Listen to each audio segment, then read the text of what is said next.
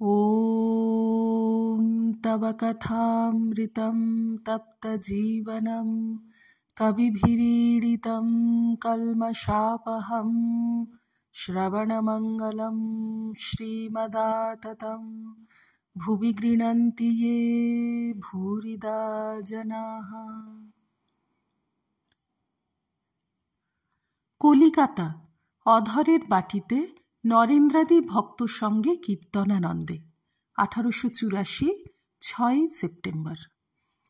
দ্বিতীয় পরিচ্ছেদ। গান সমাপ্ত হইল। নরেন্দ্র, ভবনাথ প্রভৃতি ভক্ত সঙ্গে ঠাকুর কথা কহিতেছেন।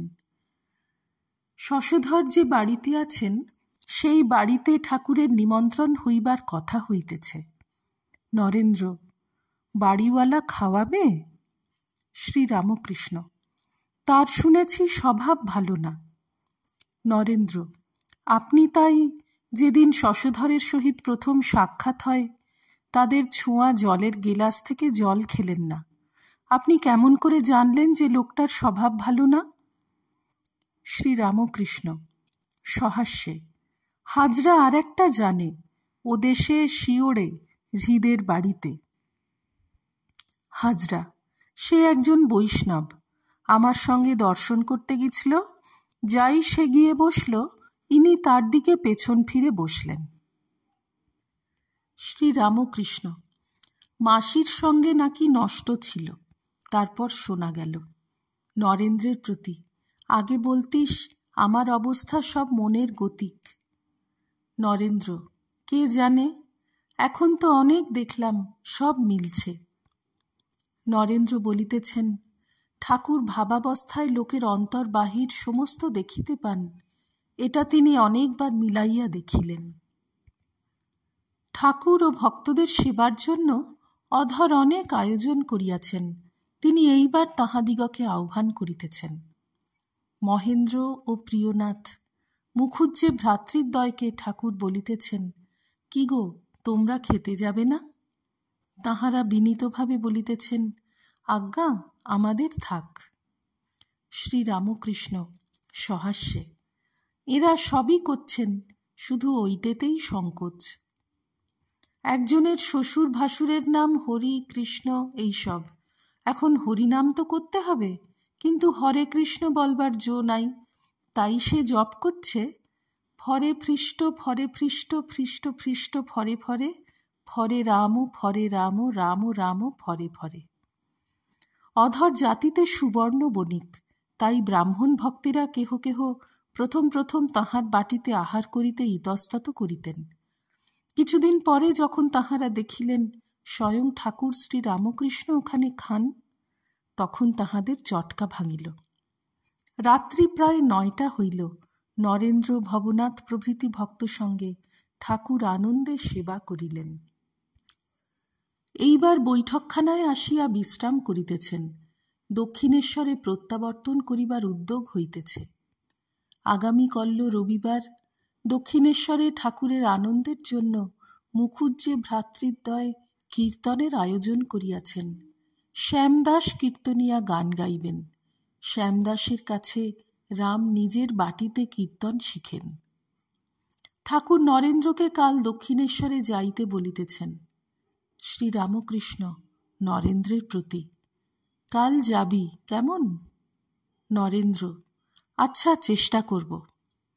শ্রীরামকৃষ্ণ: সেখানে নাইবি, খাবি? ইনিও না হয় গিয়ে খাবেন। মাস্টারের প্রতি: তোমার অসুখ এখন সেরেছে? এখন পত্তি তো নয়। মাস্টার: আজ্ঞা না, আমিও যাব। নিত্যগোপাল বৃন্দাবনে আছেন। চুনিলাল কয়েকদিন হইল বৃন্দাবন হইতে ফিরিয়াছেন। ঠাকুর তাঁহার কাছে নিত্যগোপালের সংবাদ লইতেছেন। ঠাকুর দক্ষিণেশ্বর যাত্রা করিবেন। মাস্টার ভূমিষ্ঠ হইয়া তাঁহার শ্রী পাদপদ্ম মস্তকের দ্বারা স্পর্শ করিয়া প্রণাম করিলেন। ঠাকুর সস্নেহে তাহাকে বলিতেছেন, তবে যেও। নরেন্দ্রাদির প্রতি সস্নেহে: নরেন্দ্র, ভবনাথ, যেও। নরেন্দ্র, ভবনাথ প্রভৃতি ভক্তেরা তাহাকে ভূমিষ্ঠ হইয়া প্রণাম করিলেন। তাহার অপূর্ব কীর্তনানন্দ ও কীর্তন মধ্যে ভক্ত সঙ্গে অপূর্ব নৃত্য স্মরণ করিতে করিতে সকলে নিজ নিজ গৃহে ফিরিতেছেন। আজ ভাদ্র কৃষ্ণা প্রতিপদ, রাত্রি জ্যোৎস্নাময়ী যেন হাসিতেছে। ঠাকুর শ্রী রামকৃষ্ণ, ভবনাথ, হাজরা প্রভৃতি ভক্ত সঙ্গে গাড়ি করিয়া দক্ষিণেশ্বর অভিমুখে যাইতেছেন। শ্রী রামকৃষ্ণ দক্ষিণেশ্বর মন্দিরে ভক্ত সঙ্গে, প্রথম পরিচ্ছেদ। ঠাকুর শ্রী রামকৃষ্ণ দক্ষিণেশ্বর মন্দিরে সেই ঘরে নিজের আসনে ছোট খাটটিতে ভক্ত সঙ্গে বসিয়া আছেন। বেলা 11টা হইবে, এখনো তাহার সেবা হয় নাই। গতকল্য শনিবার ঠাকুর শ্রীযুক্ত অধর শ্রেণের বাটিতে ভক্ত সঙ্গে শুভাগমন করিয়াছিলেন। হরিনাম কীর্তন মহোৎসব করিয়া সকলকে ধন্য করিয়াছিলেন। আজ এখানে শ্যামদাসের কীর্তন হইবে। ঠাকুরের কীর্তনানন্দ দেখিবার জন্য অনেক ভক্তের সমাগম হইতেছে। প্রথমে বাবুরাম মাস্টার, শ্রীরামপুরের ব্রাহ্মণ, মনমোহন, ভবনাথ, কিশোরী, তৎপরে চুনিলাল, হরিপদ প্রভৃতি, ক্রমে মুখুজ্জে ভ্রাতৃদ্বয়, রাম, সুরেন্দ্র, তারক, অধর, নিরঞ্জন। লাটু, হরিশ ও হাজরা আজকাল দক্ষিণেশ্বরেই থাকেন। শ্রীযুক্ত রামলাল মা কালীর সেবা করেন ও ঠাকুরের তত্ত্বাবধান করেন। শ্রীযুক্ত রাম চক্রবর্তী বিষ্ণু ঘরে সেবা করেন। তিনিও মাঝে মাঝে আসিয়া ঠাকুরের তত্ত্বাবধান করেন। লাটু, হরিশ ঠাকুরের সেবা করেন। আজ রবিবার, ভাদ্র কৃষ্ণা দ্বিতীয়া তিথি, 23শে ভাদ্র 1291, 7ই সেপ্টেম্বর 1884। মাস্টার আসিয়া প্রণাম করিলে পর ঠাকুর বলিতেছেন, কই নরেন্দ্র এলো না? নরেন্দ্র সেদিন আসিতে পারেন নাই। শ্রীরামপুরের ব্রাহ্মণটি রামপ্রসাদের গানের বই আনিয়াছেন ও সেই পুস্তক হইতে মাঝে মাঝে গান পড়িয়া ঠাকুরকে শুনাইতেছেন। শ্রী রামকৃষ্ণ ব্রাহ্মণের প্রতি, কই পড়ো না? ব্রাহ্মণ, বসন পর মা, বসন পর মা, বসন পর।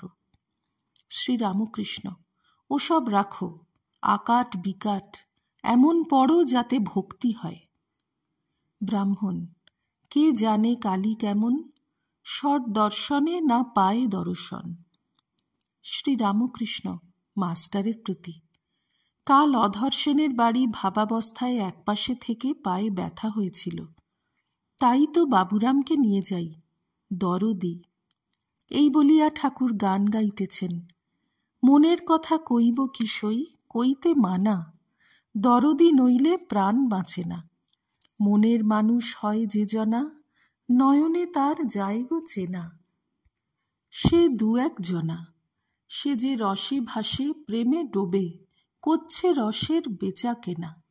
ভাবের মানুষ, মনের মানুষ মিলবে কোথা, বগলে তার ছেঁড়া কাঁথা, ও সে কয় না গো কথা। ভাবের মানুষ উজান পথে করে আনাগোনা। মনের মানুষ উজান পথে করে আনাগোনা।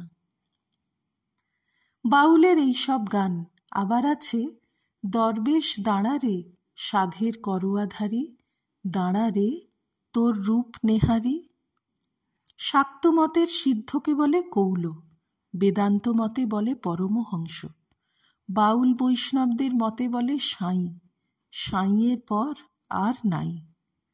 বাউল সিদ্ধ হলে সাঁই হয়, তখন সব অভেদ। অর্ধেক মালা গোহার, অর্ধেক মালা তুলসীর। হিন্দুর নীর, মুসলমানের পীর। সাঁইয়েরা বলে আলেখ আলেখ, বেদ মতে বলে ব্রহ্ম, ওরা বলে আলেখ। জীবদের বলে আলেখে আসে আলেখে যায়, অর্থাৎ জীবাত্মা অব্যক্ত থেকে এসে তাইতে লয় হয়। তারা বলে হাওয়ার খবর জানো, অর্থাৎ কুলকুণ্ডলিনী জাগরণ হলে ইড়া, পিঙ্গলা, সুষুম্না এদের ভিতর দিয়ে যে মহাবায়ু উঠে তাহার খবর। জিজ্ঞাসা করে কোন পৈঠেতে আছো? 6টা পৈঠে, ষট চক্র। যদি বলে পঞ্চমে আছে, তার মানে যে বিশুদ্ধ চক্রে মন উঠেছে মাস্টারের প্রতি, তখন নিরাকার দর্শন যেমন গানে আছে। এই বলিয়া ঠাকুর একটু সুর করিয়া বলিতেছেন, তদূর্ধ্বেতে আছে মাগো অম্বুজে আকাশ, সে আকাশ রুদ্ধ হলে সকলই আকাশ।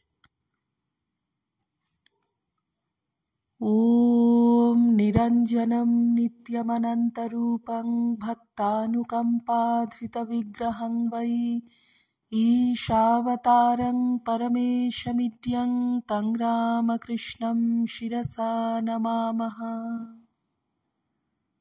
শ্রীরামকৃষ্ণার্পণমস্তু।